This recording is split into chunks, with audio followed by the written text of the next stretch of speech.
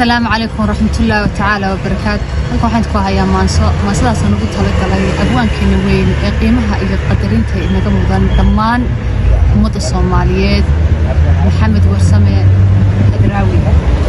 maasadan oo igu dhalatay kadib markay soo noqotay dhimashadiisa ama geeridiisa ay dadku social media iyo meel kasta isla dhex marayaan taas oo mar walba fake ah ama been ah oo laga been abuurayo. waxay maasaduna leedahay sida tan: waryaa hebel oo waryaa habaas ba'an oo waryaa ha cawliito waryaa Hadraawi ee baa la hadhay hediisii may ahaan hoggiisii looma qodin hoygiisii muu nabdayn harkiisii buu ku jiraa.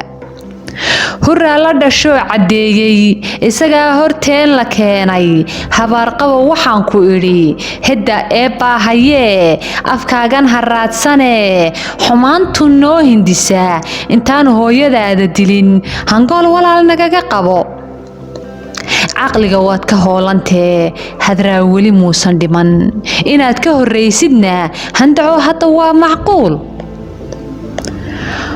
hormuudkii suugaantiyo haddaad horkiciinaasteen iyadoon haa eebbe oran walee waad habaarantiin waxaad la hadheen ma jiro.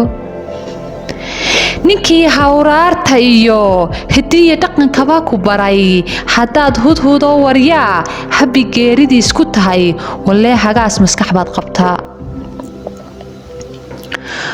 ruux kaa halayn adduunyo nafaan huuna kuba aqoonin cidaan wararkaaga haynba maxaad ugu heelantiin inaad aakhiro u hoysaan hoogaya noloshaba u diidaan. hurdo xalay maansan ladin huqdii ay igu rideen halkii ay igu dhufteen anoo xaqiiqdii helaan haddana hurma qaadan la'ahay naxdin baan la hantaaqayaa.